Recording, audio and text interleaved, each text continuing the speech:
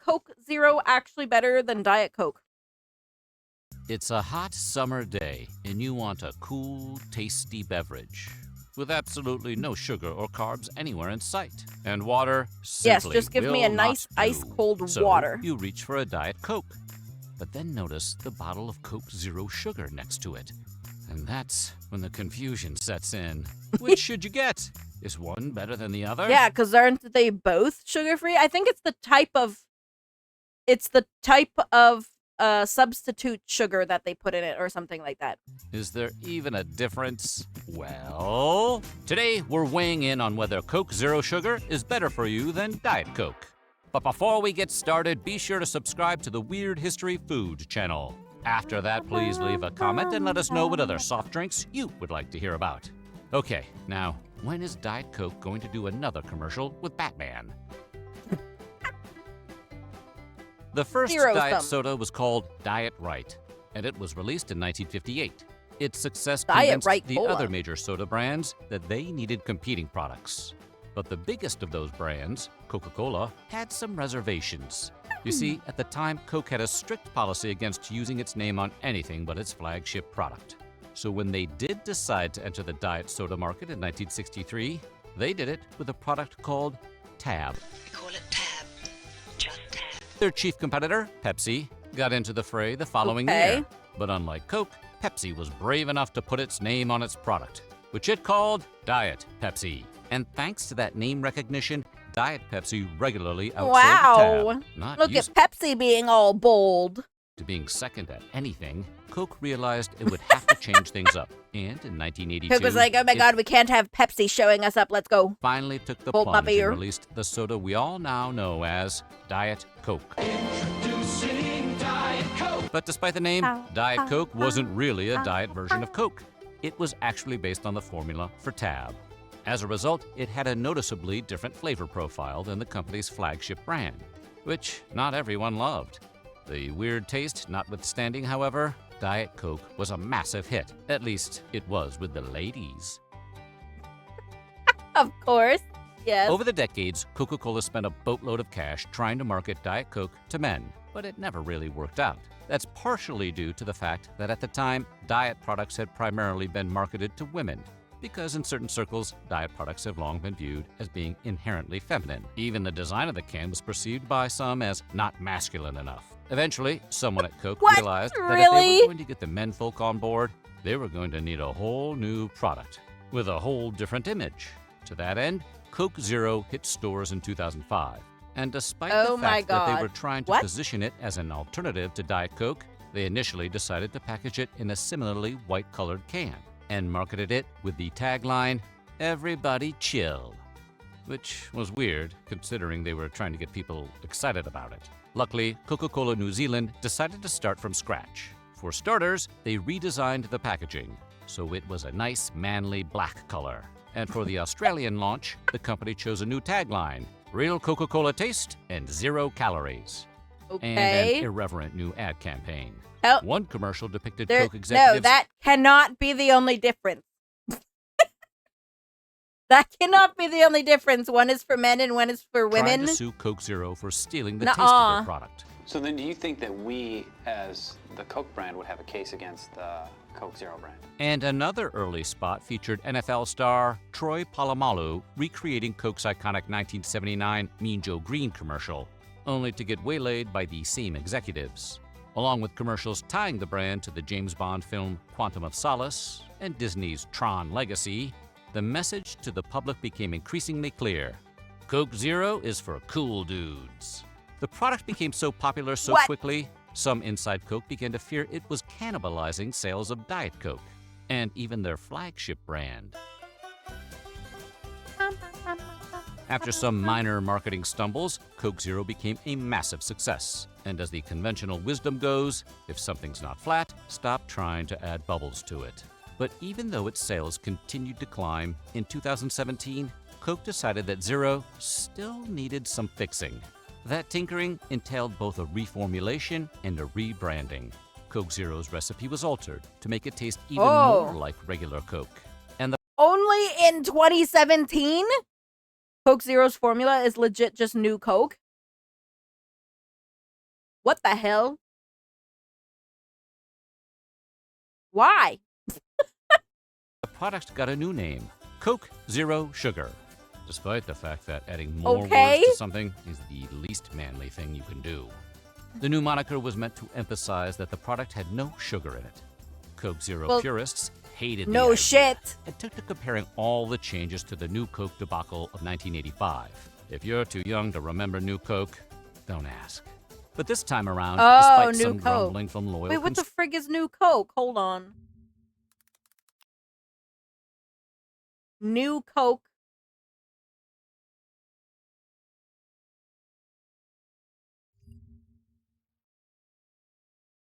New Coke was the unofficial name of a reformulation of the soft drink Coca-Cola introduced by the Coca-Cola Company in April 1985. It was renamed Coke 2 in 1990 and discontinued in July 2002. Oh, what? So they just brought it back? Okay. consumers, Coca-Cola turned out to be right. For one thing, the formula wasn't all that different. Is it the best Coke ever? In fact, the ingredient list on the can didn't change at all, indicating it was just the relative amounts of some of the ingredients that were altered. Consequently, the change in taste was so slight that most people would probably never notice it. As for the new name, well, to paraphrase Shakespeare, a Coke Zero by any other name would taste as sweet. And that even applies down under in Australia, where the product was given the weirdly on-the-nose name, Coca-Cola No Sugar. But hey, at least they were done making changes, right? Not quite. In 2021, the company announced they were changing the formula for Coke Zero Sugar once again. Oh, what? But the reason given this time around was vague and confusing. According to the company, they wanted to optimize existing flavors and existing ingredients. Whatever that meant, it resulted in another minimal alteration to the flavor that humble cola drinkers will likely never notice. Okay. Because Coca-Cola dumped a lot of money into the development of new Coke when they were trying to update the original Coca-Cola formula in order to compete against Pepsi, which was beating them in blind taste tests. That doesn't surprise me. I can't really find anything like confirming it is, but I guess it wouldn't really surprise me. They keep trying to change their formula. Okay, so let's strip away all the marketing buzzwords and catchy and less than catchy names. What are the actual differences between Diet Coke and Coke Zero Sugar? Well, Yes, the answer to what is the that difference? can be broken down into four main categories: flavorings, sugar replacements, Yes, caffeine okay. content, and phosphorus content.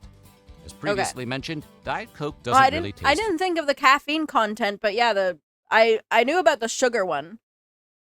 Problem is they forced the change, which upset the nation who was used to the taste of the original Coca-Cola, which caused a massive backlash. So when they brought Coca-Cola back, it basically became de facto soda. Okay. I did see all that in the Wikipedia. It talked about there was like a backlash and everything. All because they had to try and be better than Pepsi. I feel like both are just as popular at this point. I don't care. I'll drink either one because I think they taste almost the same. They taste so close, like so similar that I really don't even care. If I'm having one of them, I don't care what one it is. like regular Coke, whereas For Coke me Zero personally. Sugar comes pretty close to the original. Unfortunately, it's a little hard to say why, thanks to the fact that the formulas for all three drinks are highly protected trade secrets. No? Of Really? course. Rather than copywriting the recipes, which would eventually expire and make the recipes public knowledge, Coca-Cola keeps their formulas locked up tighter than the train they plow through polar bear country every Christmas. The company has actually stopped doing business in certain countries rather than reveal its formulas. But while the formulas are secret, Coca-Cola is legally required to list most of the ingredients on the can, so you can make some educated guesses. For example, among its flavoring agents, Diet Coke contains citric acid, which, according to the Coca-Cola Company, is used to provide tartness to the flavor profile. and also happens Okay. to be the most widely used organic acid in the food industry. Coke Zero Sugar, however, uses something called sodium citrate instead. Sodium citrate serves the exact same purpose as citric acid, but it's safe to assume this difference in ingredients accounts for some of the overall difference in taste. Otherwise, both products hide their flavoring ingredients under the catch-all natural flavors. So beyond the tartness agents, your guess is as good as ours. No, really, leave a guess in the comments. When it comes to sugar replacements, both Diet Coca-Cola Coke Black? and Coke Zero contain aspartame. If that sounds familiar to you, it may be because you've heard that the World Health Organization's International Agency for Research on Cancer deemed it to be possibly carcinogenic back in 2023. That Oh, okay. sounds pretty scary, but you probably don't have to worry about it too much. The WHO, the WHO, also deemed things like aloe vera and gasoline fumes to be possibly carcinogenic. And experts agree there's likely little to no danger posed to the average consumer. That said, we stress the average consumer. Everyone has that one friend who drinks enough diet soda to clean industrial machinery. But whereas Diet Coke is sweetened only with aspartame, Coke Zero Sugar contains a second sweetener called acesulfame potassium, which is typically used to mask bitter flavors in beverages. Acesulfame potassium also Okay. contains less caffeine than aspartame. So while neither drink is caffeine-free, Coke Zero only has 34 milligrams of caffeine per 12-ounce can, while Diet Coke has 46. Like Oh my many diet God. products, a little bit of speed makes all the difference. Such Finally, a there's small phosphorus. difference. Pretty much all colas contain phosphorus via the inclusion of phosphoric acid, which, long story short, acts as a preservative and helps maintain carbonation. The catch is, Coke Black was Coca-Cola and coffee. Oh, this. I've never seen this. I have never, ever seen this in my life. Coffee flavor. Like, it has caffeine already in it, but I guess it would be like the equivalent of like an energy drink. Coffee flavored soft drink introduced by Coca-Cola in 2006. What? And then they discontinued it only like 2 years later in 2008. The mid-calorie drink was introduced first in France and subsequently in other markets, including the Czech Republic, Slovakia, and Lithuania. What? It was here in Canada? I never seen it. Used to buy it during high school. Wow. What the heck? I wanted to also see if I could find the... Oh, I found it. Okay, we'll watch it after. I think I found it anyways. that if you ingest The too new much Coke ad. phosphorus, it could decrease the amount of calcium your body absorbs and eventually lead to bone loss. And if that's not bad enough, it also interferes with your body's absorption of iron, zinc, and magnesium. In other words, it could eventually lead to acute diet soda skeleton. Given all that, it's worth noting that Coke Zero Sugar contains 54 milligrams of phosphorus compared to Diet Coke's 27. For most people, this still isn't a big deal.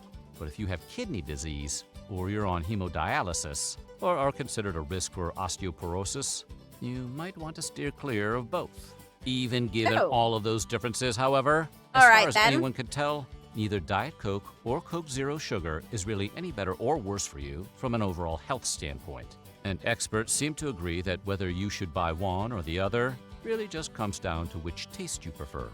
All of this applies to diet and zero sugar sodas made by other brands as well.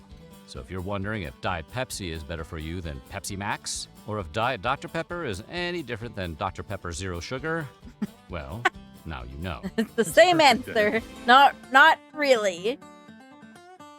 Today, you can get Coke Zero Sugar in a number of varieties, including cherry, vanilla, lemon, peach, raspberry, cinnamon, lime, mango, orange, vanilla, cherry. Excuse me, what? There are a number of these flavors that I have never seen that I want to try. What the hell? Mango? Oh, I love mango. The original formula for Surge was basically caffeinated orange juice. Ooh. With carbonation and a frick ton of sugar. Hell yeah. I don't know if we watched a video on Surge, or maybe I had it to watch and I don't know where it went.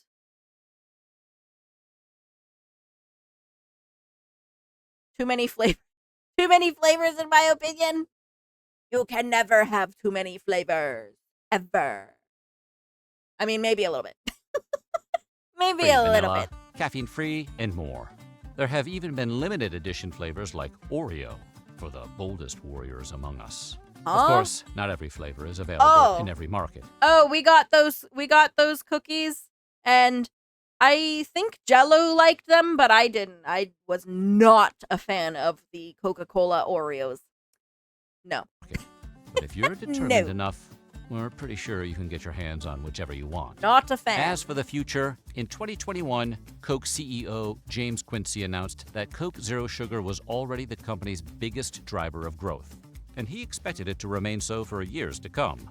So it looks like it'll be sharing the spotlight with its sleeker sibling for the foreseeable future. Just don't expect them to start sharing bunk beds anytime soon. You like guacamole?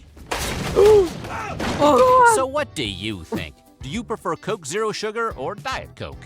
Or does another diet soda have your heart? Let us know in the comments below. And while you're at it, check out some of these other weird history food videos. Bam. Bam. Now let's look at the new Coca-Cola ad. What is this? This one has the most views. Hi, Max Headroom here with... This is my guest. I heard you were big time in the old pop biz. Well, I'm going to take that as a no comment. So, nitty-gritty What? time. What I'm talking about, and you're not, is that more people prefer the new refreshing taste of Coke over Pepsi. Sweating? It's true. More people are, as we Cokeologists say, catching the wave. Catch it if you can. Catch the wave. Coke. What the what the heck? When new Coke came out, Max Headroom was the biggest thing on television. Oh, okay. Okay, that makes more sense. What the frick?